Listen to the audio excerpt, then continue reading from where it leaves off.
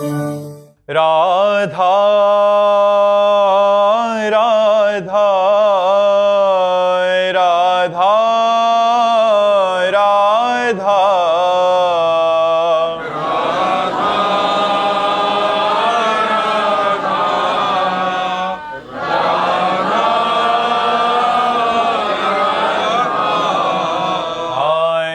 राधा राधा राधा राधा राधा राधा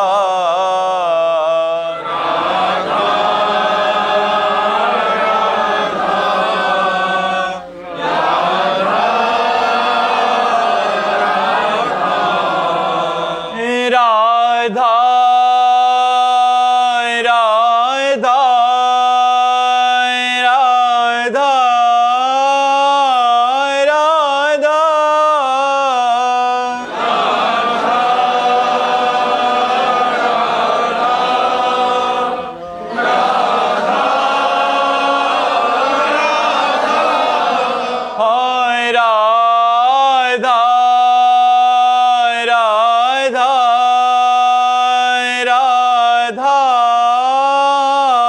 राधा राधा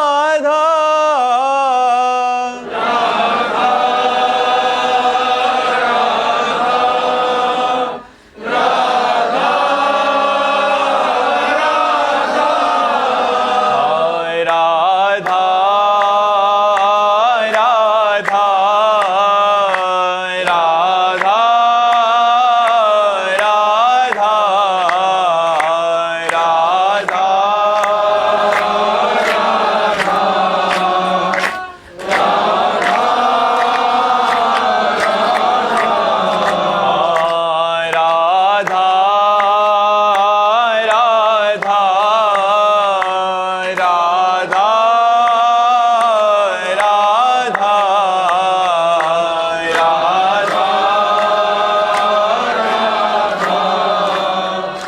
राधा राधा श्री राधा वल्लभ लाल की समस्त संत हरि भक्तन की श्री वृंदावन धाम की सतगुरुदेव भगवान की। डॉक्टर नीतू सैनी जी कनाडा से। राधे राधे महाराज जी। राधे राधे महाराज जी। महाराज जी, अगर हम आपको अपना गुरु मानते हैं और आपकी बताई नियमों का पालन भी करते हैं तो क्या आप तक कोई मैसेज आता है कि कनाडा में कोई आपका भक्त है वो प्रतिदिन याद कर रहा है? हमें आता हो ना आता हो, लेकिन गुरु तत्व तुम्हारे हृदय में बैठा हुआ वो सब जान रहा है। एक गुरु जो तत्व है वही तुम्हारे से करवा रहा है, जान क्या रहा है वही करवा रहा है तुमसे। जो तुम नाम जप कर रहे हो, जो तुम भक्ति कर रहे हो, वो तुमसे करवा रहा है। तो वो तो जान क्या रहा है, वो तो स्वयं करवा रहा बैठकर, तो सब जान तो रहा है। ये प्रगट में हम कहें या ना कहें आपसे कि हम आपकी बात जानते हैं, लेकिन गुरु तत्व सब कुछ जान रहा है, वो सर्वज्ञ है। अखंड मंडलाकारम, वो कनाडा में भी है। अखंड मंडलाकारम व्याप्तमेन चराचरम तत्पदम दर्शितमेन तस्मै श्री गुरुवे नमः। महाराज जी, आपकी बेचैनी रहती है मिलने के लिए, बस टिकट कटती है तो उससे पहले। उत्तम बात है। हमको भी बेचैनी रहती है अपने गुरु की कृपा की, गुरु की मुस्कान की, गुरु की समीपता की। एक बार गुरु जी हमको देख ले, हमको भी रहता है। जब अपने गुरु जी के पास जाते हैं तो इस बात के लिए हम भी याचना करते हैं मन ही मन कि एक बार हमारी तरफ देख लीजिए, एक बार मुस्कुरा दीजिए, आप प्रसन्न हैं, हमें पता चले तो हमारा जीवन धन्य है। ये तो सब शिष्यों की आकांक्षा होती है। मोनिका जी अम्बाला से। राधे राधे महाराज जी। महाराज जी, मैं अपना मन भक्ति में लगाना चाहती हूँ पर 1-2 दिन ही लग पाता है, फिर भटक जाता है। महाराज जी, ऐसा क्या करें कि लगातार ये बना रहे? जबान से नाम जप करो। जब तक हृदय में मलिनता है तब तक मन भागता है। जहाँ निर्मल हृदय हुआ तो मन शांत होकर भगवान में लग जाता है। तो सर्व पापों का नाश करने के लिए भगवान का नाम है। नाम संकीर्तनम यस्य सर्व पाप प्रणाशनम। आधा घंटे नाम कीर्तन करो, राधा राधा राधा राधा राग से, ध्वनि से। शेष समय राधा राधा काउंटर से, माला से नाम जप करो। अगर पढ़े लिखे हो तो श्रीमद् भागवत का एक अध्याय रोज पाठ करो, रोज पढ़ो श्रीमद् भागवत की कथा। नाम कीर्तन, नाम जप और भगवान की लीला गुण महिमा के गान और श्रवण से हमारा मन पवित्र होने लगता है। और जितना पवित्र होता है उतना भगवान में लगता है, और जितना अपवित्र होता है उतना संसार में लगता है। तो जब तक संसार में मन जाए तब तक वो अपवित्र है। इसलिए हमको बराबर निरंतर अभ्यास करते रहना चाहिए। हम चाहते हैं और फिर ना हो, ऐसा कैसे हो सकता है? हमारी और भी चाहते हैं तो उन चाहतों में मन जाता है। अगर केवल चाह हो जाए कि मुझे भजन करना है तो फिर मन भजन में लग जाए। लेकिन फिर भी अभ्यास कीजिए। अभ्यास के द्वारा हम अपने मन को भगवान में लगा सकते हैं। जैसे आप 30 मिनट अभ्यास कीजिए, 1 महीना कीजिए। इसके बाद उस 30 मिनट में यदि कोई व्यक्ति आपसे बात करने के लिए आवे, कोई आपका मित्र, कोई आपका परिजन, तो आपके मन को बुरा लगेगा। मैं 30 मिनट तो जप करती हूँ, उसमें भी आकर ही हमसे बात करेंगे, भाई मिलेंगे, तो मन राजी हो गया ना, तभी तो उसको बुरा लगेगा। मन राजी हो गया तो हम धीरे धीरे इसे 2-2 मिनट, 4-4 मिनट इसे आगे बढ़ाते हुए राजी करते जाएं, तो प्रभु में जितना राजी हो जाएगा उतना ही हमारा मंगल हो जाएगा, उतने ही हमें आनंद की अनुभूति होगी, उतने हमारे दुख, विपत्ति, शोक, संताप नष्ट होते जाएंगे। इसलिए नाम जप को हम अभ्यास में लावें। जबरदस्ती जपे, जबान से जपे तो धीरे धीरे मन लगने लगेगा। आयुष जी गुजरात से। जय जय श्री हरिवंश। श्री हरिवंश महाराज जी। महाराज जी, यदि हमारे धर्म, इष्ट या गुरु के बारे में कोई व्यक्ति अनुचित या अपमानजनक बातें करता है, मान लेना चाहिए पागल बोल रहा है, लड़ाई झगड़ा नहीं करना चाहिए। हमारा व्यवहार अगर पागल आदमी रोड में हमें गाली दे या भगवान को गाली दे या कुछ करे तो हम लोग उसे पागल समझकर उपेक्षा कर देते हैं। झगड़ा नहीं करना चाहिए। बातुर भूत विवश मतवारे, ते नहीं बोले हैं वचन विचारे, तिनकर कहा सुनी नहीं काना। नाम जप करो तो जब कोई ऐसी आलतू फालतू बातें करे उसे हम सुनते ही नहीं, उसे हटा देते हैं, गौर से नहीं सुनते, सुनकर भी नहीं सुनते और शांत रहते। ना उसका विरोध करते हैं, ना उसका हम सम्मान करते हैं, उदासीन हो जाते हैं। उदासीन तो हमारा कोई मतलब ही नहीं है ऐसी बातों से। व्यर्थ की बातों से क्या मतलब हमारा? महाराज जी, जब हम गुरु निंदा सुनेंगे तो हम कान बंद करके चले जाएंगे, उससे हमें अपराध तो नहीं लगेगा? नहीं, कान बंद कर लो, बिल्कुल बंद कर लो और नाम जप करो, ठीक है? नेहा सिंह जी। राधे राधे गुरु जी। राधे राधे महाराज जी। महाराज जी, मैं हमेशा सबके साथ अच्छा सोचती हूँ, वो करती भी हूँ, फिर भी लोग मुझे गलत समझते हैं और गलत हो जाता है। तो हमें अच्छा ही समझना चाहिए, गलत कभी करना नहीं चाहिए। जो गलत समझते हैं वो जलेंगे, उनका हृदय जलेगा, वो अपने आप उसका दंड भोग रहे हैं, गलत समझने का तुरंत दंड भोग रहे हैं। वो जलेंगे, उनके हृदय में ताप होगा और आपके हृदय में शीतलता होगी। आपको चाहिए अपने अच्छे विचार और अपने अच्छे कर्म कभी नहीं छोड़ने चाहिए। लोग चाहे प्रशंसा करें या निंदा करें, मान करें या अपमान करें, हम अपने अच्छे मार्ग को कभी न छोड़ें। आपके प्रति जो बुरा भाव रखेगा वो खुद जलेगा, वो खुद परेशान हो जाएगा। आपको उस स्थिति में भी उसके लिए अच्छा भाव ही रखना है, क्योंकि हमें अच्छे मार्ग में जाना है। तो बुरा बुराई करे, अच्छा अच्छाई करे। एक बार एक काशी में कोई ब्राह्मण स्नान कर रहे थे, संत हृदय, तो एक बिच्छू बहते हुए जा रहा था पानी में, तो उन्होंने ऐसे उठाया, जो उठाया तो उसका काम, उसने डंक मार दिया, तो ऐसे करके फिर जल में गिरा, फिर उठाया, फिर मार दिया। तो एक आदमी ने कहा तुम पागल हो, वो बार बार बिच्छू डंक मार रही है। तो बोले उसका स्वभाव है डंक मारना और मेरा स्वभाव है इसको निकालना, मैं इसको निकाल के ही छोड़ूंगा। और ऐसे निकाल के बाहर करते। बुराई का काम है डंक मारना और अच्छाई का कार्य है उस बुराई को भी सुख देना, उस बुराई के साथ भी अच्छाई करना, क्योंकि हम अच्छे हैं।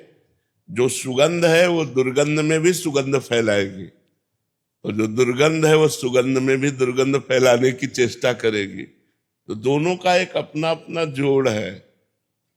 मान है तो अपमान है, दुख है तो सुख है, लाभ है तो हानि है, अच्छा है तो बुरा है।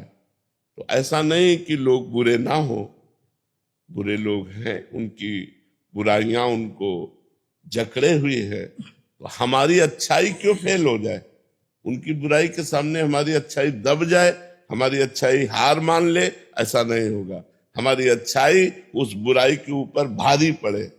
वो हमसे द्वेष कर रहे हैं, लेकिन वो जब मिले तो हम राधे राधे बोले, जब हम मिले तो मुस्कुराकर उनसे राधे राधे बोले, जब वो हमारे पास आए तो हम उनका आदर करें, आइए बैठिए, क्योंकि हमारा अच्छाई का कर्तव्य है, वो अपना बुराई सोचते रहे।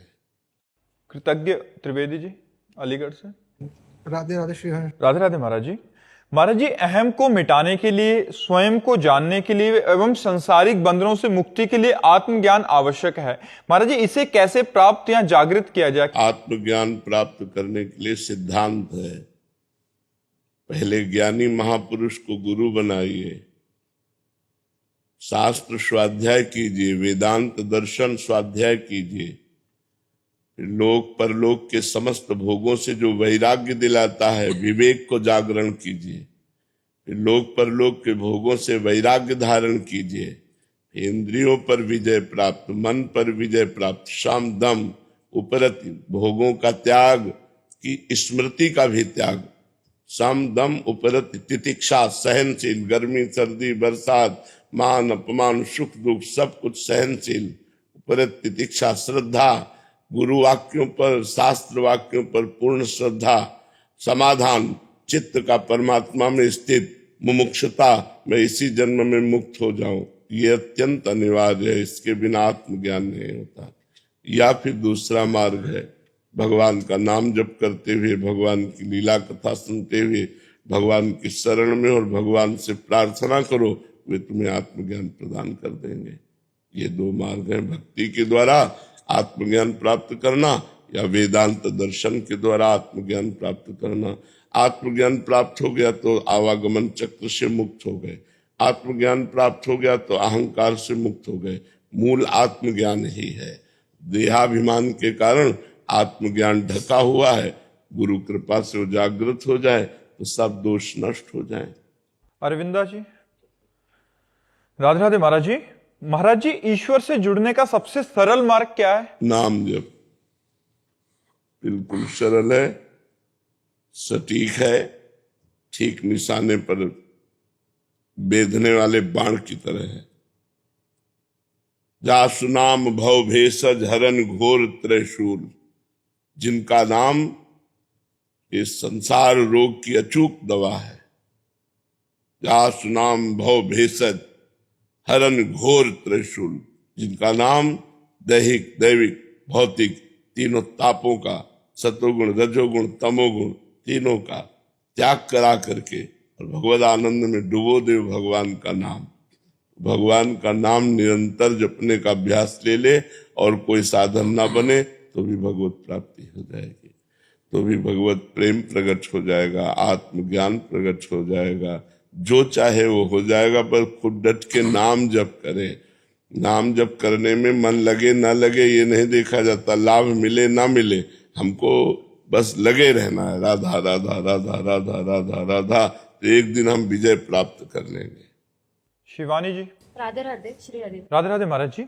महाराज जी, ऐसी कौन सी चीज है जो साधक के करने से आपको सुख मिलता है और आप प्रसन्न होते हैं, और ऐसी कौन सी चीज है जो करने से दुख होता है? हाँ, वैसे हमें तो ये जब राधा राधा नाम जप करते हैं, सही आचरण से चलते हैं तो हमको अच्छा लगता है, हमें एक सुख होता है कि हमारा जीवन धन्य है जो हमारे सानिध्य से साधक जन भगवत मार्ग। और जब कोई मनमानी आचरण करता है तो दुख होता है कि अपने जीवन को बर्बाद कर रहा है, अपने जीवन को नष्ट कर रहा है। ये जीव जान नहीं रहा है कि हम अंधकार की तरफ जा रहे हैं, हम दुख की तरफ जा रहे हैं। जो धर्म विरुद्ध, शास्त्र विरुद्ध, और संत विरुद्ध आचरण करता है, उसको देखकर इसलिए दुख होता है कि अपने आप को गर्त में गिराने जा रहा है। और जो शास्त्र आज्ञा में, संत आज्ञा में, गुरु आज्ञा में अपने जीवन को चलाता है, उसे देखकर खुशी होती है कि ये जीव परमानंद में प्रभु की प्राप्ति के मार्ग में चल रहा है, तो भगवान की करुणा इस पर होगी और ये निहाल हो जाएगा, ये आनंदित हो जाएगा। तो हमारे सुख का कारण है राधा राधा राधा। स्वयं जपो, औरों से जपवाओ, स्वयं अच्छे आचरण करो, औरों को सुख प्रदान करो, यही जीवन का लाभ है। शोभित शुक्ला जी नासिक से। राधे राधे श्री हरिवंश। राधे राधे गुरुजी, आप इतने शारीरिक कष्ट और सीमाओं के बावजूद निरंतर सेवा और साधना में लगे रहते हैं, तो साधक ये कैसे समझे कि शरीर की कमजोरी के बावजूद भी आत्मिक शक्ति कैसे जागृत रहती है? हाँ, जब भजन बचपन से भजन कर रहे हैं, बचपन से भगवान मार्ग में है, जैसे अभ्यास है 1 बजे जग जाना, तो चाहे बुखार हो 1 बजे जग जाएंगे, क्योंकि अभ्यास है। अभ्यास है जगते ही तुरंत अपनी दिनचर्या में लग जाना, तो वो दिनचर्या में लगे हुए हैं। तो और भगवान की कृपा है कि ये रोग और ये दुख और ये पीड़ा हमें प्रभावित नहीं कर पाती। जैसे पीड़ा है और प्रभावित ना कर पावे, ये भगवान की कृपा से है, इसमें हमारा कोई बल नहीं है। अगर भगवान, जैसे एक बार महाभारत युद्ध समाप्त हुआ तो भगवान ने अर्जुन से कहा रथ से उतरिए, तो उनका आज तक तो आप ही पहले उतरते रहे, सारथी उतरता है, आप आज ऐसा आदेश बोले उतरिए रथ से। रथ से उतरे, जो ही भगवान उतरे ते ही पूरे रथ में आग लग गई। उनका प्रभु ये क्या? बोले ये तो बहुत पहले जल चुका था, द्रोणाचार्य और भीष्म आदि के दिव्यास्त्रों से कब जल गया था, ये तो हमारी कृपा से बचा था। तो ऐसे ये शरीर जो है, अब किडनी फेल है, जर्जर है, परेशानी है, लेकिन भगवान कृपा किए है ना, तो ऐसे रुका हुआ है जैसे अर्जुन का रथ रुका हुआ था। भगवान के बल से है, ये कोई अन्य कोई प्रताप नहीं, अन्य कोई महिमा नहीं, हमारी कोई इसमें साधना नहीं। हाँ, कुछ अभ्यास जैसे है, तो वो अभ्यास भी तो काम करता है ना, गलत हो या सही हो, जो अभ्यास किया गया वो अपना काम कर रहा है। तो वो अभ्यास और भगवान की कृपा दोनों के द्वारा दिनचर्या चल रही। यदि साधक भजन का अभ्यास करे और कष्ट सहने का स्वभाव बना ले, जब हम धीरे धीरे धीरे धीरे अभ्यास करते हैं तो हमारा शरीर, हमारा मन, हमारी बुद्धि उस अभ्यास में दृढ़ हो जाती है। तो अच्छा अभ्यास करना चाहिए। अगर हम गलत अभ्यास करते हैं तो गलत अभ्यास में दृढ़ हो जाती है, अच्छा अभ्यास करते हैं तो अच्छे अभ्यास में, तो अच्छे अभ्यास में भगवान की कृपा होती है।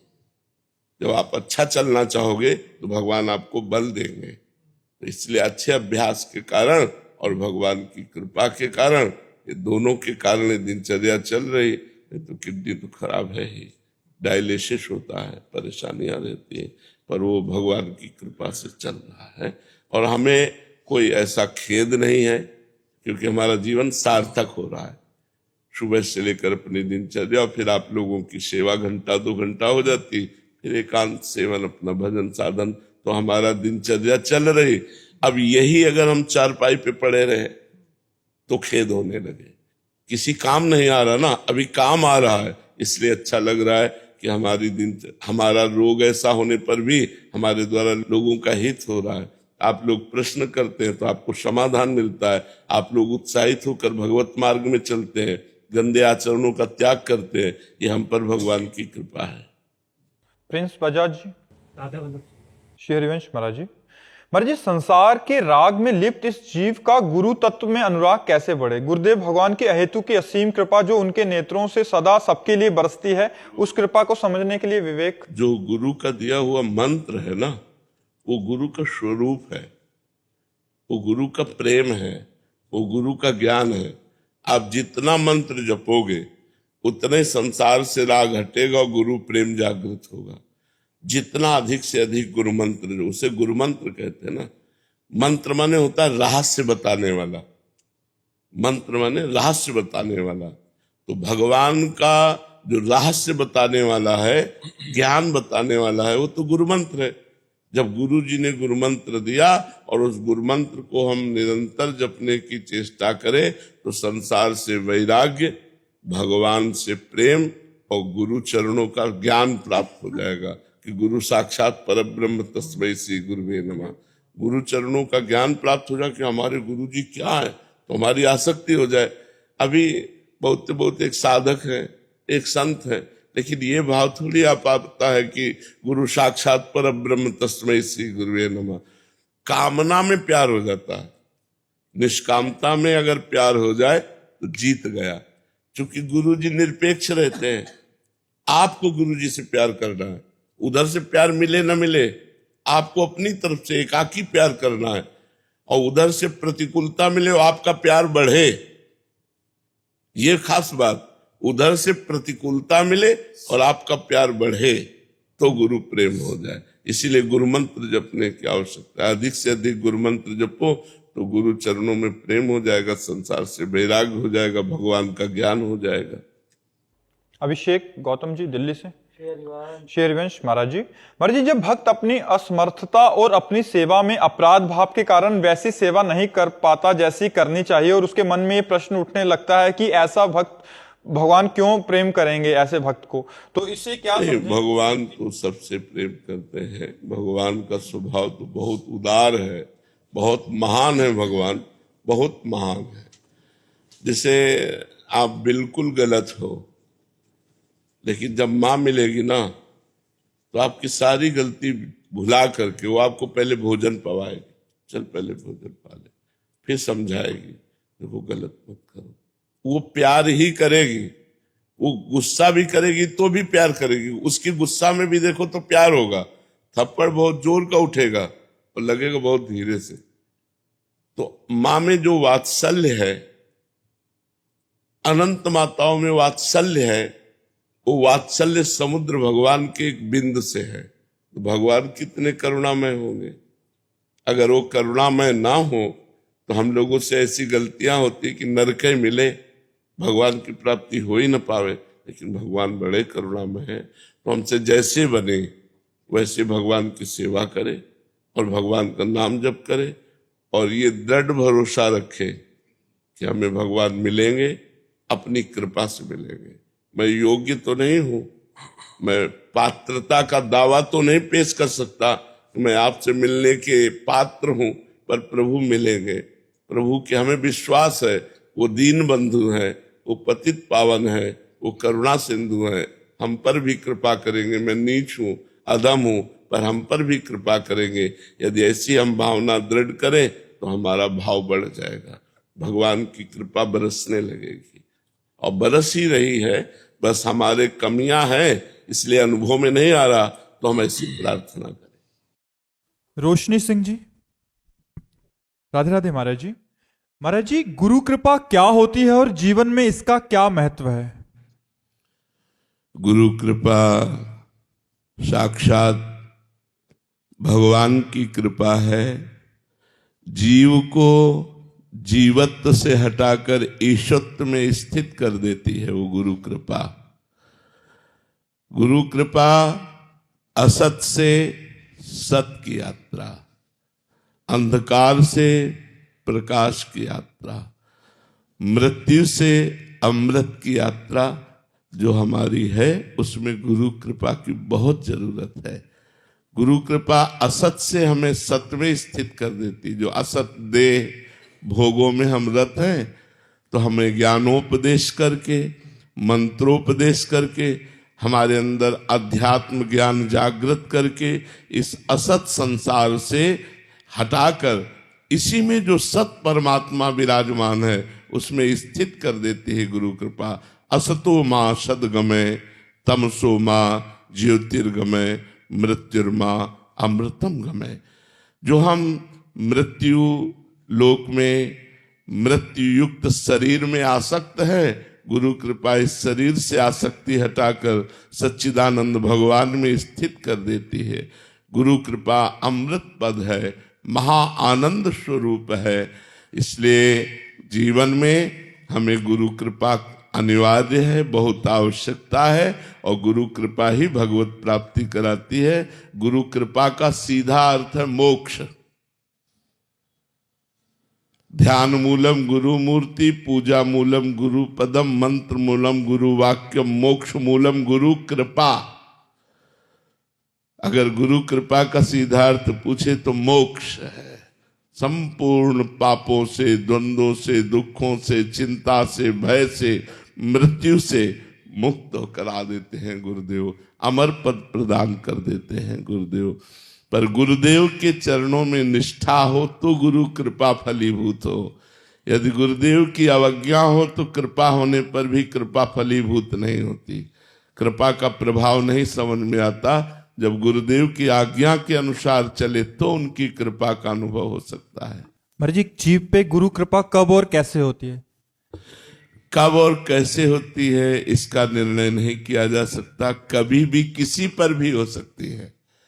घोर अनाधिकारी पापी पर भी हो सकती है। कोई योग्यता नहीं है इसमें। बिल्कुल योग्यता ना हो, घोर पापी हो, उस पर भी गुरु कृपा हो सकती है।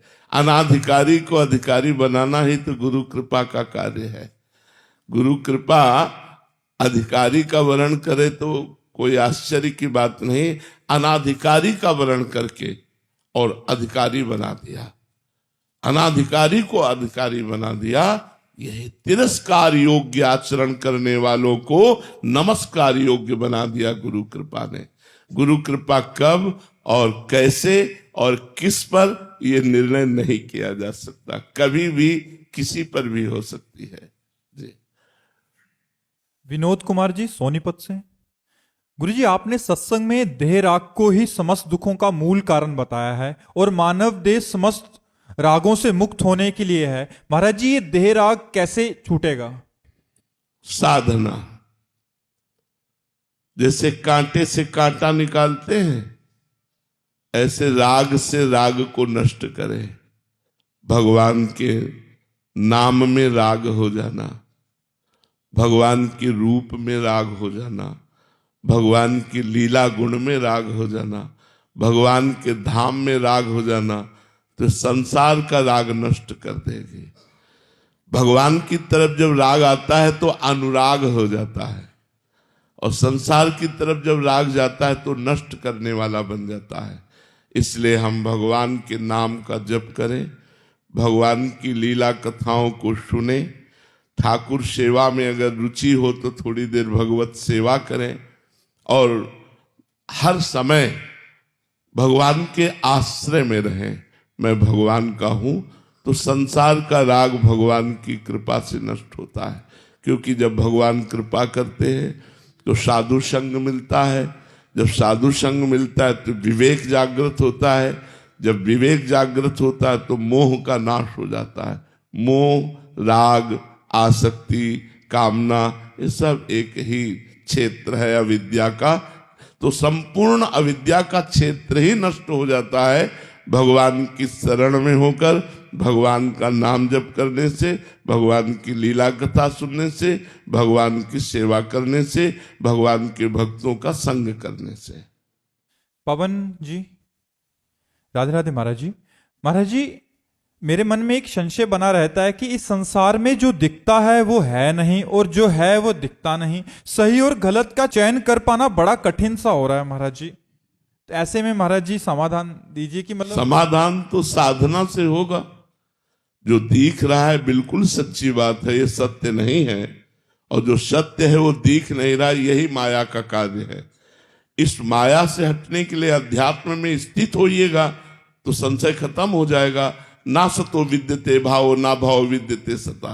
सत्य का कभी अभाव नहीं है और असत की सत्ता नहीं है। जो आप कह रहे हो, जो दिख रहा है उसकी सत्ता नहीं है, जो सत्ता है जिसकी वो दिख नहीं रहा। इसीलिए साधना की जाती है कि हमारे अंदर ज्ञान दृष्टि प्रकट हो और उसे हम ज्ञान दृष्टि से जाने। जो दिख रहा है ये माया दृष्टि है। त्रिगुणमयी माया के द्वारा रची हुई नेत्रेंद्रिय से त्रिगुणमयी माया को ही देखा जा सकता है। और इस माया में जो सत्य छुपा है, वासुदेव, राम, श्याम, कृष्ण, हरि जो कहो, जो वो सत्य तत्व छुपा हुआ है उसको जानने के लिए हमारे अंदर ज्ञान नेत्र या प्रेम नेत्र चाहिए, उसके लिए साधना करनी। महाराज जी, अंदर से विचार परिवर्तित हो जाते हैं, बाहर का दृश्य परिवर्तित हो जाता है। पूरा बाहर का दृश्य भी परिवर्तित हो जाता है। जैसे अभी हम भावना करेंगे कि इनमें श्री भगवान है, और जब हमारी भावना सिद्ध हो जाती है तो सिर्फ भगवान दिखाई देते हैं, व्यक्ति नहीं। व्यक्ति नहीं, ये व्यक्ति का अभी सिर्फ व्यक्ति दिखाई देता है, भगवान नहीं। और जब सिद्ध हो जाता है तो भगवान दिखाई देते हैं, व्यक्ति नहीं। श्री राम मैं सब जग जानी, मानी नहीं कहा कि मैं सिया राम में सारे जगत को मानता हूं। मानने में तो आ गया भाई कि आप है स्त्री पुरुष पर मैं मानता हूं कि सिया राम जी विराजमान है, लेकिन गोस्वामी जी ने ऐसा नहीं कहा। जानी, मैं देख रहा हूं, मैं जान रहा हूं कि सिया राम ही सारे जगत के रूप में। व्यवहार महाराज जी ऐसे महापुरुषों का पढ़ने में आता है तो यथार्थ व्यवहार वैसा ही होता है जैसा करना चाहिए। हाँ, ये अगर आप अपराध का कार्य कर रहे हो तो आपको दंड देते नजर आएंगे। जैसे हमें तो भावना करनी है, विपक्ष में भगवान श्री कृष्ण अर्जुन भीष्म जी के हैं, तो भीष्म जी जब बाण मारते हैं तो रथी और सारथी दोनों को मारते हैं। भगवान के ऊपर भी बाण प्रहार करते हैं और भगवान के परम भक्त है, लेकिन विपक्ष में रोल दिया है शत्रु पक्ष का, तो हम वैसे ही रोल करेंगे, वैसे ही स्वांग करेंगे। तो अगर हे भगवान आप चोर का रूप लेके आए हो तो डंडा रूप से पूजा होगी, रोग का रूप लेके आए हो तो औषधि रूप से पूजा होगी, साधु का रूप लेकर के आए हो तो सम्मान रूप से पूजा होगी। सब है भगवान ही, लेकिन जिस रूप में आप आओगे वैसे ही आपकी पूजा होगी। समझ रहे हो कि नहीं समझ रहे? ऐसा नहीं कि ज्ञानी पुरुष सबके पैर छूता घूमता है। कोई पैर छू रहा है तो आशीर्वाद दे रहा है, स्वांग करना है, क्या अंदर से पूरा है कि वही तत्व है। पंडिता समदर्शिना है, समवर्तिना थोड़ी है, समवर्तन नहीं हो सकता। जैसे एक ज्ञानी पुरुष गृहस्थ है तो उसके पत्नी भी है, माँ भी है, बहन भी है और बेटी भी है। 4 स्त्री स्वरूप हैं तो चारों के साथ समान व्यवहार करेगा क्या? दर्शन एक जैसा करेगा, सब में ब्रह्म है ये दर्शन करेगा, लेकिन व्यवहार अलग होगा। माँ के पैर छुएगा, पत्नी से अलग व्यवहार होगा, बेटी से अलग, बहन से अलग व्यवहार होगा। ऐसे ही भगवान ने जैसे कहा विद्या विनय संपन्ने ब्राह्मणे गविहस्तनी सुनीच सुपाके च पंडिता समदर्शिना। विद्या विनय संपन्न ब्राह्मण में, गाय में, कुत्ते में, हाथी में, चांडाल में जो समान दर्शन करता है तत्व का, वही ज्ञानी पुरुष है कि भगवान विराजमान है। बर्तन थोड़ी हो सकता है। बट महाराज जी, क्या हम पहचान सकते हैं ऐसे महापुरुषों को? क्योंकि नहीं जान सकते, क्योंकि हमारी दृष्टि त्रिगुणमयी है और वो त्रिगुणातीत स्थित है, कैसे पहचान पाएंगे? कि प्रकट में जो रोल कर रहे हैं वो इतना परफेक्ट होता है महाराज। हाँ, कि नहीं समझ सकते। जैसे भगवान के लिए है सोई जाने जे देह जनाई, जानत तुम्हें हो जाई। ऐसे महापुरुषों के लिए ब्रह्मविद ब्रह्म ही भवति, क्योंकि ब्रह्म स्वरूप में स्थित है। वो अपना परिचय खोल दे आपके सामने तो आप जान सकते हो इतने बड़े महापुरुष। अगर वो परिचय छुपा ले और रोल करते रहे, केवल स्वांग करते रहे, तो आप जान ही नहीं सकते, आपको बिल्कुल साधारण पुरुष जैसे लगेंगे। जी, ऐसे में उनकी आंतरिक स्थिति क्या होती है? जब गुस्से वाला रोल है तब, या किसी से प्रेम पूर्वक? एक रस रहती है। एक रस क्या होता है महाराज जी? एक भगवदानंद। वो प्रसन्न है या वो रुष्ट है, ये बाहरी स्वांग होगा, अंदर से वो एकदम शांत है, अंदर से भगवदानंद में स्थित है। प्रसन्नता में उनका हृदय खुश है और क्रोध में उनका हृदय जल रहा है, ऐसा नहीं होता। क्रोध का एक नाटक हो रहा है बाहरी, और अंदर हृदय में भगवदानंद से परम शीतल हृदय होता है। अगर हृदय में परिवर्तन पड़ गया तो सिद्ध कहाँ हुए? हृदय में परिवर्तन नहीं पड़ना चाहिए, बाहरी क्रियाओं का परिवर्तन देखने को मिलेगा, लेकिन अंदर से उनकी स्थिति में कोई परिवर्तन नहीं। जी, हम तो प्रकट में देखते हैं कि वो हंस रहे हैं और उनकी भौं चढ़ी है, दोनों में महाराज जी फिर। हाँ, ये स्वांग है ना, तो स्वांग में नाटक करने वाला जानता है तो स्त्री का वो नाटक करेगा, लेकिन उसको पता है मैं स्त्री नहीं हूं। ऐसे ही क्रोध करते हुए भी वो ब्रह्म प्राप्त महाभागवत जान रहा है कि मैं केवल स्वांग कर रहा हूं, मैं उसमें स्वयं में लिप्त नहीं है। तो वो स्वांग भी बहुत अच्छी तरह होगा, लेकिन अंदर से बिल्कुल क्रोध नहीं होगा, क्रोध का स्वांग होगा। वो हर एक आदमी चंदन लगावे, एक आदमी थप्पड़ मारे, दोनों के प्रति समान भाव, वही तो सिद्ध पुरुष है, वही भगवत प्राप्त पुरुष है, जिसके हृदय में थप्पड़ मारने पर जलन नहीं हुई, चंदन लगाने पर शीतलता नहीं हुई, एक रस भगवदानंद में स्थित वही ब्रह्म प्राप्त महापुरुष है। महाराज जी, उनकी तरफ से तो कोई प्रतिक्रिया होती नहीं है, प्रकट में भले हो जाए, बाद में कोई भी कि इसका बुरा हो, ऐसा तो होता नहीं सामने वाले का। बट इधर से अगर व्यवहार गलत हो जाए तो बुरा हो जाएगा, तो बुरा हो जाएगा।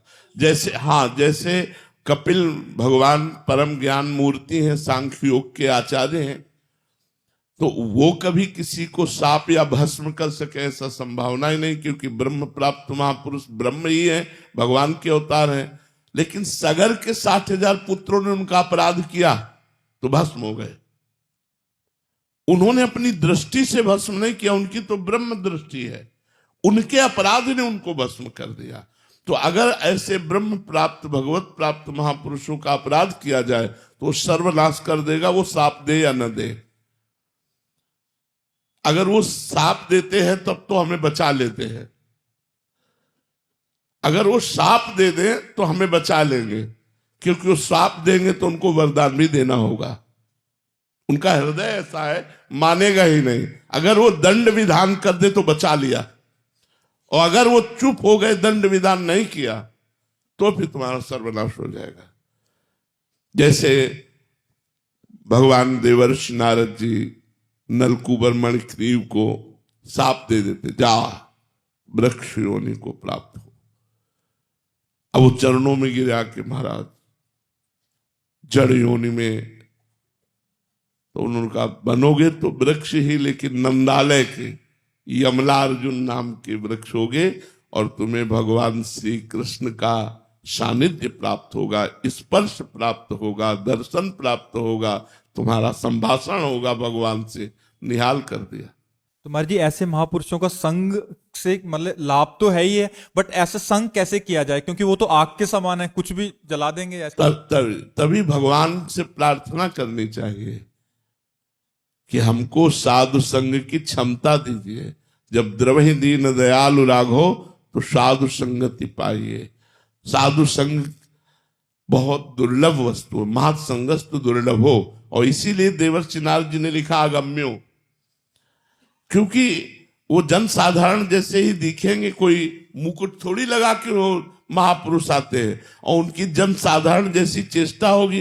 तो महापुरुषों की बाह्य चेष्टा से हम बिल्कुल नहीं जान सकते कि ये महापुरुष हैं, वो जना में तब पता चले, नहीं तो एक सांसारिक दृश्य जैसा ही रहता है। केवल बाहरी त्याग वैराग्य की बात हम देख सकते हैं, उनकी स्थिति की बात हम नहीं देख सकते हैं। बहुत बहुत मतलब संतों की कृपा भगवान का साक्षात्कार कराने में समर्थ है, लेकिन संतों की कृपा बिना भगवान की कृपा के प्राप्त नहीं हो सकती, ये पक्की बात है। जब भगवान कृपा करते हैं तो संतों की कृपा प्राप्त होती है, अन्यथा भैया बिल्कुल ऐसी लीलाएं रहती हैं कि जब वो पधार जाते हैं तब उनकी जीवनी पढ़ के लोगों को लगता है वो ऐसे महापुरुष थे, और जब जीवित सामने होते हैं तो माया पर्दा डाले रहती है, जानने में नहीं आता कि अरे ऐसे भी महापुरुष है। वो तो जब जीवनी पढ़ी जाती है, वो पधार गए होते, तब लगता अच्छा ऐसे महापुरुष थे। तो हमारा भारत देश सदैव ऐसे ब्रह्म ऋषियों से पूर्ण रहा है, अब भी हैं, आगे भी रहेंगे। भगवान की सृष्टि कभी खाली नहीं रहेंगे, पर भगवान कृपा करे तो संयोग हो ऐसे महापुरुषों से, और उनसे हम कुछ ले पावे, इतनी हमें सामर्थ्य भगवान दे। महाराज जी, एक बार आपने बताया था कि एक आचार्य कोटि के महापुरुष सिद्धावस्था के होते हैं, एक परमहंस जो अवधूत स्थिति वाले, तो अवधूत स्थिति वालों का अनुसरण नहीं किया जा सकता, उनसे हमारी हानि हो जाती है। हाँ, बहुत हानि। हाँ था। और एक साधक कोटि से सिद्ध हुए हैं, और आचार्य कोटि और गुरु, हाँ, उन्हीं की बात हमें समझ में आएगी। आज अवधूत जो शरीर शुद्ध भूले हुए आचरण कर रहे हैं वो तो अनुकरणीय नहीं है, लेकिन जो साधना से सिद्ध हुए हैं और उनकी जो बात हम आचार्य कोटि की है, उन्हीं से ज्यादा जगत मंगल होता है। ज्यादा जगत मंगल आचार्य कोटि के महापुरुषों से होता है, जिनका आचरण शास्त्र सम्मत हो, बड़ा पवित्र व्यवहार, शास्त्र सम्मत उपदेश, जो अवधूत कोटि के खान पान और उनका व्यवहार, वो तो समझ में ही नहीं आएगा कि किस कोटि के महापुरुष है।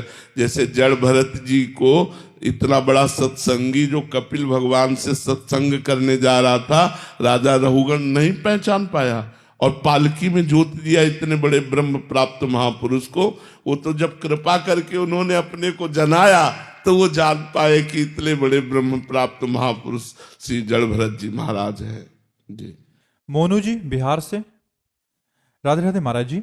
महाराज जी, आप जैसा कहते हैं कि प्रभु ने तुम्हें छूट दे रखी है, जैसा करोगे वैसा भरोगे। महाराज जी, हम प्रभु के बच्चे हैं, प्रभु तो हमें बिल्कुल अच्छे से जानते हैं कि हम कितने नीच अधम हैं। सब कुछ जानते हुए भी प्रभु ने हमें ऐसी छूट महाराज जी क्यों दे रखी है? हम अपना नहीं तो ज्ञान, ये ज्ञान भी तो आपको दे रखा है कि ये गलत है ये सही है। भगवान ने ये ज्ञान भी दे रखा। कोई ऐसा इस जगत में नहीं जिसको ये पता ना हो कि हम गलत कर रहे हैं। कोई ऐसा नहीं जो गलत करने चले हो अंदर से प्रेरणा ना हो कि तुम गलत कर रहे हो। तो भगवान ने ज्ञान दिया है, बुराइयों का त्याग करो, ये तुम में बल दिया है, अच्छे आचरणों को करो, ये तुम्हें ज्ञान भगवान ने दिया है। तो इसमें कमी क्या है? भगवान ने ज्ञान दिया है और भगवान ने अच्छाई और बुराई रूपी बाजार में आपको भेज दिया है। अब आप अच्छाई खरीदते हो कि बुराई, ये तो आप देखो। आपको दो ज्ञान नहीं कि क्या बुरा है क्या अच्छा है, ज्ञान है कि नहीं? तो भगवान ने आपको ज्ञान दिया ना, तो भगवान ने ज्ञान दिया और संसार रूपी बाजार में भेज दिया। अब इसमें अच्छे लोग भी हैं, बुरे लोग भी हैं, अच्छी वस्तु भी है, बुरी वस्तु भी है, अच्छा मार्ग भी है, बुरा मार्ग भी है, अच्छी सोच भी है, बुरी सोच भी है। अब हम लेते क्या है, ये खास बात हमारे ऊपर है। भगवान ने छूट दी है, तो इसलिए हम भगवान की उस छूट का लाभ लें। हम खूब नाम जप करें, दूसरों का परोपकार करें, कभी चोरी न करें, गंदे आचरण न करें, बेविचार न करें, व्यसन न करें। तो हम यहाँ बहुत लूट ले गए, माला माल हो गए। हम यहाँ से माला माल होके जाएंगे और जो रुपया कमाने में, मान कमाने में, भोगों के भोगने में पूरा जीवन व्यतीत कर दिया, वो यहाँ से कंगाल होके जाते हैं, कुछ नहीं ले जा पाते। तो इसलिए नाम जप करो। भगवान ने बड़ी कृपा की है जो हमें छूट दे दी। यज्ञदत्त जी हरियाणा से। राधे राधे महाराज जी। महाराज जी, आपने सत्संग में कलयुग के घोर 5 महापापों को बताया: जुआ खेलना, व्यभिचार करना, मांस खाना, शराब पीना और हिंसा करना। महाराज जी, आज कलयुग में तो इसका भरपूर संग मिलता है। महाराज जी, ऐसे में अपने आप को कैसे बचा के रखें? नहीं, भरपूर तो रहेगा। कलयुग ने वादा किया है ब्रह्मा जी से। कथा में ये भी बताया कि चारों युग ब्रह्मा जी के पुत्र हैं, सतयुग, त्रेता, द्वापर, कलयुग। तो ये भगवान ब्रह्मा जी के समीप गए तो भगवान ब्रह्मा जी ने कहा, जाओ हमारे सृष्टि में अपने अपने कार्य का विस्तार करो। तो पहले सतयुग प्रणाम किया तो बोले, देखो तुम्हारे कार्य विस्तार में हमने नरक की भी रचना की है, तो उधर ध्यान रखना। तो सतयुग ने कहा, हमारे राज्य में कोई नरक नहीं जाएगा। त्रेता ने प्रणाम किया तो त्रेता ने भी यही कहा कि बड़े भैया जैसे मार्ग में चल रहे हैं उसी मार्ग में हम भी चलेंगे। द्वापर से कहा, द्वापर ने कहा, आपकी आज्ञा का पालन करने का प्रयास करूंगा। जब कलयुग ने प्रणाम किया तो ब्रह्मा जी ने कहा, भाई आपकी क्या राय? तो उन्होंने कहा, जैसे बड़े भैया ने कहा सतयुग त्रेता ने कि हमारे राज्य में कोई नरक नहीं जाएगा, हम वादा करते हमारे राज्य में कोई स्वर्ग नहीं जाएगा। इसलिए देखो, घर घर शराब, घर घर अब गंदगी की बातें बढ़ती चली जा रही हैं। नए बच्चे गंदी बातों पर ज्यादा रुचि रख रहे हैं। अब कौन मान रहा है कि ये अपराध है शराब पीना, मांस खाना, व्यभिचार करना? तो कली का ऐसा प्रभाव बढ़ रहा है कि ये दोष बढ़ते जाएंगे। महाराज परीक्षित ने 5 स्थान दिए हैं, तो वो राजा है, हर हृदय में वो अपना जाल फेंक रहा है। ये बढ़ता चला जा रहा है। इसे लोग वीआईपी समझते हैं। अब पीछे जब कोई उत्सव होता, हम अपने गांव की बात बता रहे हैं, तो जैसे निमंत्रण दिया जाता तो सबके पैर धुले जाते थे, सुंदर पट्टी बिछाई जाती थी, गाय के गोबर से लिपे हुए स्थान में, और दोना पत्तल, पत्तों के बने हुए दोने, और बढ़िया प्रसाद बैठ करके पवाया जाता। अब आप नहा धोए, न पैर धोए, जूता मोजा पहने, कोई पवित्रता नहीं, कोई, अब बताओ बुद्धि कैसे शुद्ध रहेगी, कैसे शुद्ध रहेगी। अब वो भोजन किसी को पवाया जाए वैसे बैठाल के तो लोग मजाक नहीं बना देंगे। पाव आओ, पैर धुआ जाए, उसको पट्टी में बैठाया जाए, बढ़िया सब्जी, खीर, पूड़ी, पुआ, क्या, चाहे जितना आप बढ़िया बनाओ वो क्या। तो आज की सोच जो हमारी है वो कलयुग के प्रभाव से प्रभावित होकर गलत आचरणों की तरफ बढ़ रही है। अगर हम भगवान नाम जप करें तो हम बच सकते हैं। इसलिए हम सबको प्रार्थना करते हैं कि 24 घंटे में 24 मिनट हमको दे दीजिए। 24 मिनट राधा राधा आप रटिए, देखिए आपका मंगल होता है कि नहीं। भगवान की कृपा से आपका जीवन सही रास्ते पे आ जाएगा। 24 मिनट केवल दे दीजिए। 24 घंटे में 24 मिनट एकांत बैठकर राधा राधा राधा राधा जपिए, फिर आप देखिए आपका जीवन परिवर्तित होता है कि नहीं। कलयुग में केवल नाम प्रभाव ही आपको बचा सकता है, और साधनों को तो बहुत खोखला करता जा रहा है कलयुग, और साधनों को खोखला करता चला जा रहा है। कलयुग का प्रभाव, नाम एक है जो गरज रहा है मंगल करने के लिए। कलयुग केवल नाम आधारा, सुमिर सुमिर नर उतरहि पारा। खूब नाम जप करो, इसी से हमारी बुद्धि पवित्र रहेगी और गलत आचरणों से बचेगी। प्रियंका तिवारी जी, राधे राधे महाराज जी।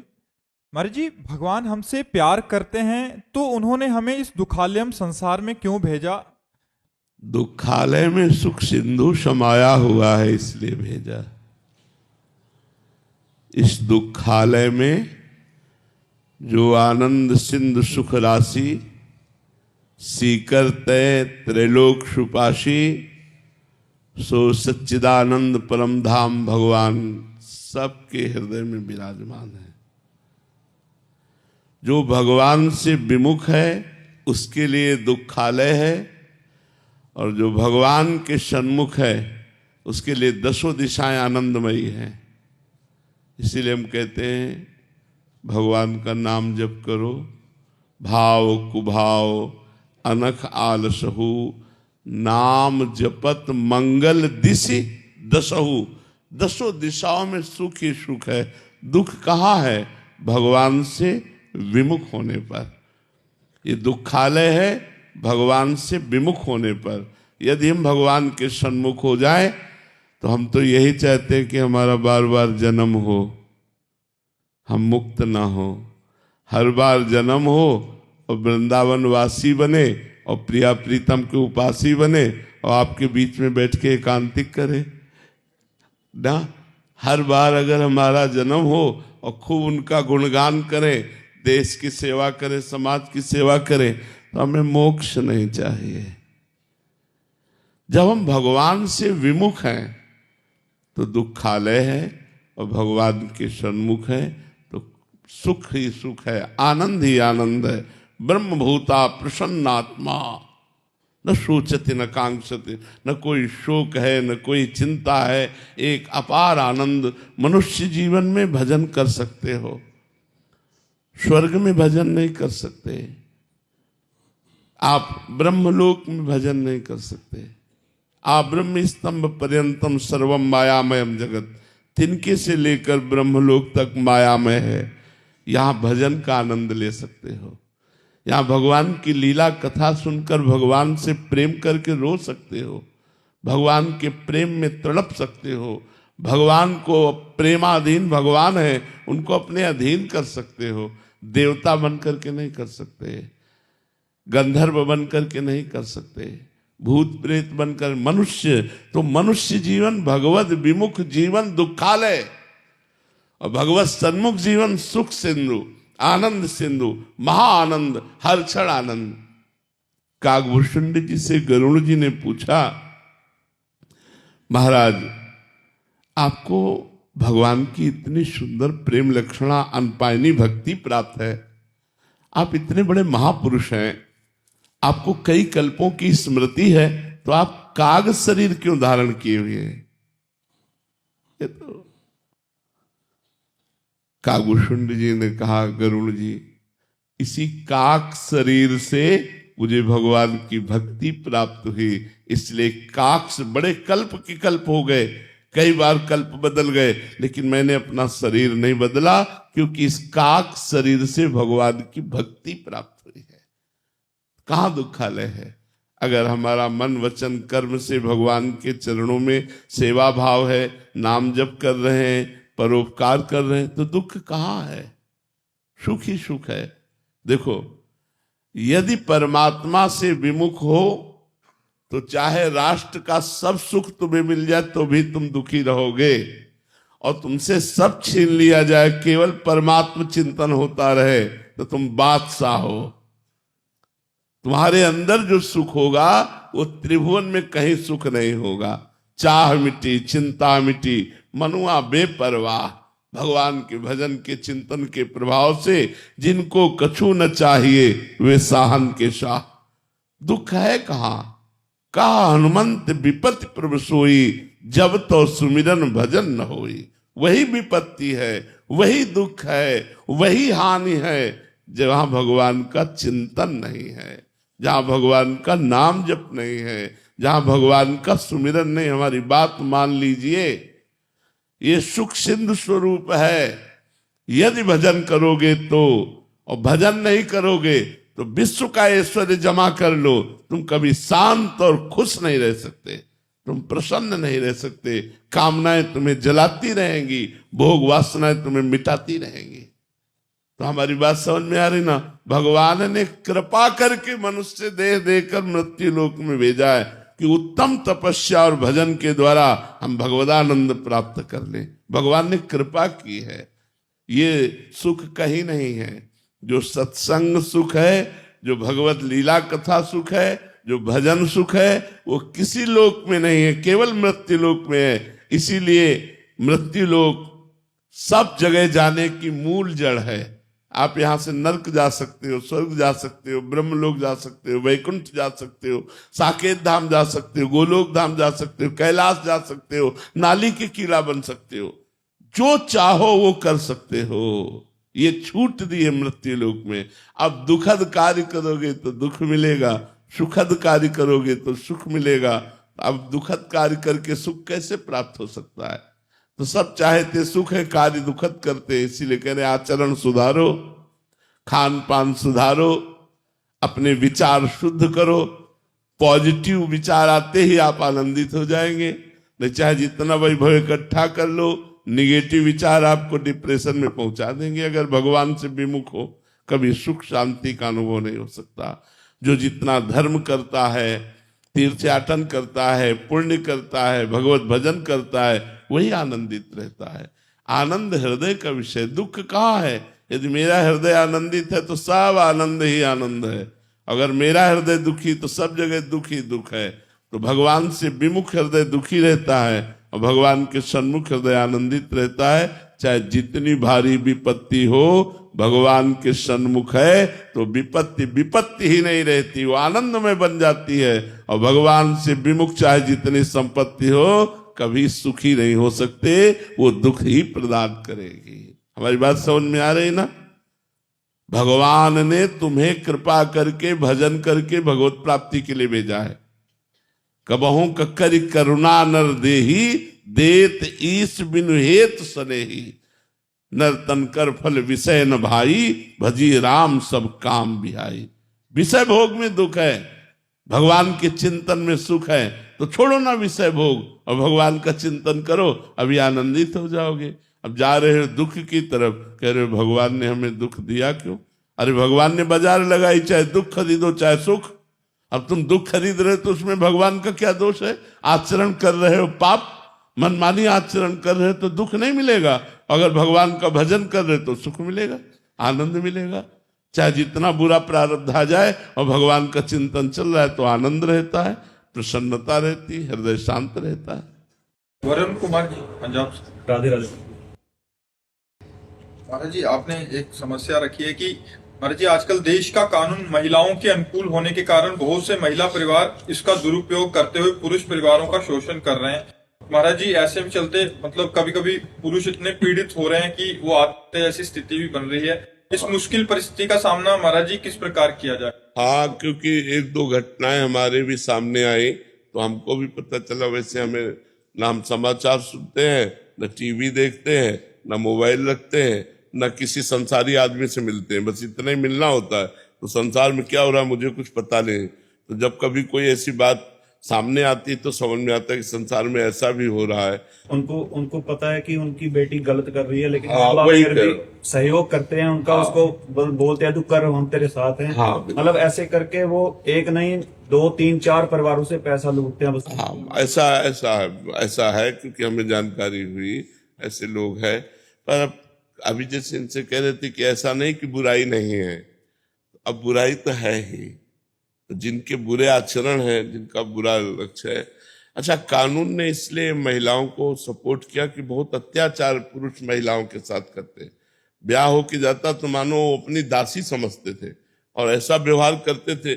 एक हमको मिले, निम्बुआ घाट गंगा के किनारे है, तो वहां भी लोग आते थे। तो उनमें एक बड़ी सुंदर लड़की आई जो यहाँ सफेद हो चुकी थी ऐसे।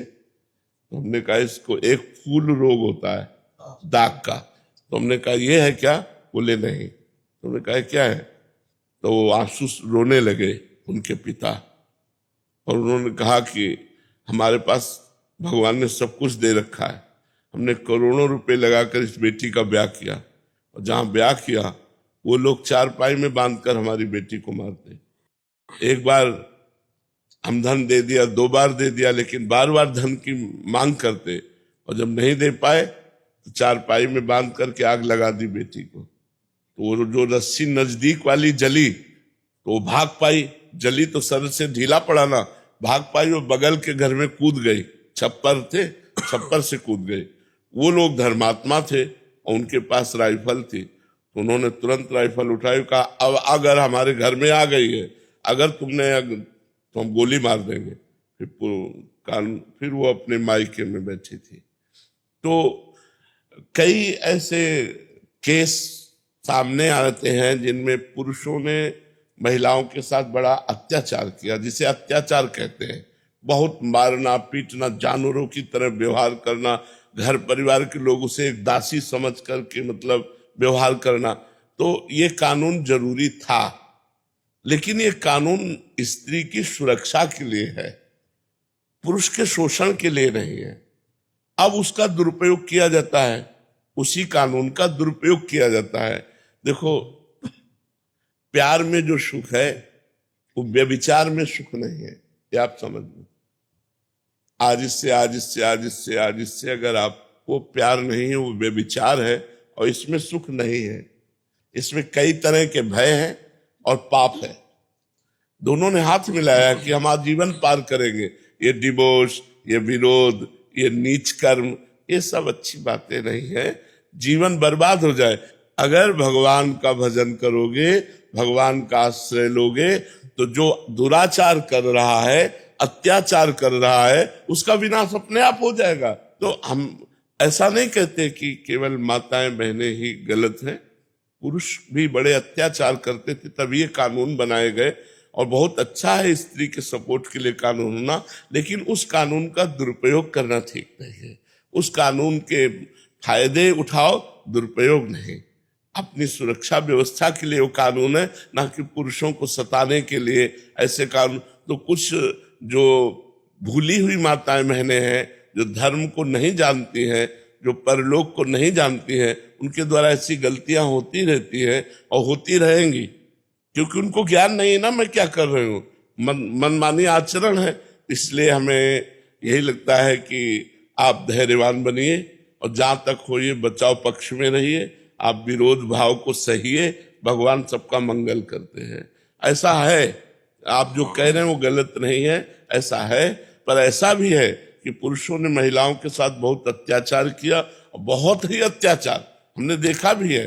पशु की तरह मारना, मतलब एक बहुत गंदा व्यवहार करना। तो ये कानून अत्यंत अनिवार्य था, इसीलिए सरकार ने कानून व्यवस्था स्त्रियों के लिए ज्यादा सुरक्षा के लिए की। लेकिन अब उसका दुरुपयोग करे तो गलत बात है। अब उसका पक्ष लेकर कानून का और फिर पुरुषों को सताए या पुरुषों तो थोड़ा फिर भगवान न्याय करेंगे तो फिर आप हार जाएंगे, फिर आपको कष्ट मिलेगा। फिर अवश्य में भोक्तव्यम कृतम कर्म शुभाशुभम, फिर अपने कर्मों के किए हुए फल भोगने पड़ते हैं। इसलिए आप धैर्यवान बनिए। ऐसे बहुत से हैं, बहुत से लोग हैं जो त्रसित हैं, जो बहुत परेशान हैं, जो मतलब कोई रास्ता नहीं सूझता है उनको। ऐसा है, पर भगवान से ही प्रार्थना कीजिए। वैसे समय तो बड़ा भयावह आता चला जा रहा है। पवित्र बच्चा मिलना ब्याह के लिए मुश्किल है। अब मान लो हम ब्याह करना चाहते हैं, वो 2 गर्लफ्रेंड की है, और वो बता तो रहा नहीं, मम्मी पापा के भयवश ब्याह कर लिया और गर्लफ्रेंड से उसका व्यवहार है, और पत्नी ये जब जानती है तो क्या मतलब जीवन। अच्छा, बच्ची है वो बॉयफ्रेंड की है, अब उसका ब्याह हुआ, अब वो बॉयफ्रेंड से संपर्क तोड़ नहीं पाई, अब वो परिवार नष्ट नहीं हो जाएगा? परिवार नष्ट हो तो ये जो हम लोग बार बार चिल्लाते रहते हैं गर्लफ्रेंड बॉयफ्रेंड, ये सब गंदी बातें छोड़ो। क्योंकि तुम्हारा मान लो आप 15 में होश में आई या आए और 20-22 में ब्याह हो गया, मात्र 8-10 वर्ष संभालने के थे कि 8-10 वर्ष अपने को संभाल लेते तो एक अच्छे गृहस्थ बन जाते। और जब गंदी आदत हो जाती है तो फिर कंट्रोल में मन नहीं रहता। मन ये नवम भोगना चाहता है, मन का स्वभाव है नया नया भोग मिले। तो जब हम एक पति में फिर कैसे रह पाएंगे? हमारी आदत खराब हो गई तो हम एक पुरुष में रह नहीं सकते। हमारी आदत खराब हो गई तो एक पत्नी को हम अपनी प्राण प्यारी मानकर नहीं रख सकते, वो 4 वृत्तियां भागेंगी इधर उधर। तो ये सब गंदी बातें हमारे समाज को खोखला कर रही है, गृहस्थी टूट रही है। आज गृहस्थी में वो प्यार नहीं है जो प्यार देखने को मिलता है कि पहले था ब्याह होके आ गया, आजीवन निर्वाह होता था। अब आजकल लव मैरिज होता है, 1 वर्ष में डिवोर्स हो जाता है। क्या है? तो थोड़ा समाज भ्रमित हो रही है। अध्यात्म विहीन होने के कारण, धर्म विहीन होने के कारण, भगवत विमुख होने के कारण दिशा भटक रही है। इसमें कोई सुख तो देखो, होश में चलो, धर्म से चलो तो भगवान तुम्हारी रक्षा करेंगे, और धर्म से नहीं चलोगे तो तुम्हारा पाप ही तुम्हें नष्ट कर देगा। चाहे स्त्री हो चाहे पुरुष हो, दोनों बातें हैं, दोनों के लिए है। चाहे स्त्री हो चाहे पुरुष हो, यदि धर्म से नहीं चलोगे, मनमानी आचरण करोगे, पापाचरण करोगे तो तुम्हें दंड मिलेगा। और जब दंड मिलेगा तो फिर विध्वंस हो जाओगे, नष्ट हो जाओगे। यदि वो आपके साथ ब्याही गई और किसी पुरुष से संपर्क नहीं कर रही तो आप में आसक्त हो जाएगी। यदि आप किसी स्त्री से संपर्क नहीं किए तो आप अपनी पत्नी में आसक्त हो जाएंगे। एक प्यार भरा जीवन चलेगा। मतलब कितना अच्छा जीवन है गृहस्थी में, कितना अच्छा जीवन, दोनों दोस्त बनकर प्यार भरा जीवन। वो दिन भर मेहनत करके आया, आप मुस्कुराती हुई मिली और उसका स्वागत किया, उसका जीवन। अब वो दूसरे से बात कर रही, वो दूसरे से बात कर रहे, क्या जीवन, क्या जीवन है। तो अब ये तो बढ़ रहा है, ये बढ़ रहा है, क्योंकि जो विदेशी जीवन है उस जीवन की नकल की जा रही। जैसे लिव इन रिलेशन है, ये हमारी भारतीय पद्धति नहीं है। गर्लफ्रेंड बॉयफ्रेंड ये हमारी भारतीय पद्धति नहीं है। कहीं भी हमारे शास्त्र में, कहीं भी सनातन धर्म में या पीछे 40 वर्ष पीछे ऐसा कुछ नहीं था, ऐसा कुछ नहीं था। मतलब हम लोग सब एक ही स्कूल में पढ़ते थे और ये दिमाग ही नहीं था कि इस तरह का व्यवहार किया जाए। कबड्डी खेल रहे हैं साथ में, सब खेल 13-14 वर्ष के बालकों में बुद्धि ही नहीं रहती थी गंदी बात की। और आज तो मास्टर मिलेगा, आपको पढ़ा सकता है। वो 13-14 वर्ष का बालक आपको पढ़ा सकता है, क्योंकि मोबाइल है ना, वो सब कुछ देखकर समझ करके बड़ा प्रवीण हो जाता है। तो समय कलयुग का और आचरण धर्म विरुद्ध, तो हमारा समाज गिरता चला जा रहा है। वो समझ नहीं पा रहा। जैसे नए बच्चे नशा करना, ये अवस्था उन्नति के लिए है या नाश के लिए है? उन्नति के लिए। पढ़ो लिखो, संयम से रहो, दोस्ती करो, दोस्ती करना पाप नहीं है, लेकिन गलत आचरण मत करो। जब ब्याह हो जाएगा तो तो अपने पति के साथ वैसा व्यवहार करो, तो वो आपका पवित्र धर्म में जीवन होगा। मात्र 10 वर्ष की बात है, 15 से 25 तक कंट्रोल होने की जरूरत है। अगर 15 से 25 तक हम अपने को शासन मिले तो हमारी गाड़ी पार हो जाएगी, और 15 से 25 तक हमारे आचरण गिर गए तो पूरे जीवन गिराते रहेंगे, पूरे जीवन भर। आदत आदत होती है, अगर गलत आदत बन गई तो बन जाती है, वो बनी जाती है, अगर अच्छी आदत हो गई तो अच्छी आदत बन जाती है। तो आपका दुख सैकड़ों का दुख है, ऐसा नहीं सैकड़ों का दुख है, क्योंकि आज चंचलता बढ़ रही है। एकाग्रता पवित्रता छोड़कर चंचलता बढ़ रही, तो ये दोस्त तो आएंगे आएंगे। महाराज जी, मेरे को दिल्ली विश्वविद्यालय के छात्र और छात्राओं ने आपसे मार्गदर्शन लेने हेतु भेजा है कि युवा, देश के युवा भक्ति मार्ग पर कैसे चले। और देखो, भक्ति मार्ग पर चले या ना चले, लेकिन गलत मार्ग में ना चले, ये हम जरूर प्रार्थना करेंगे।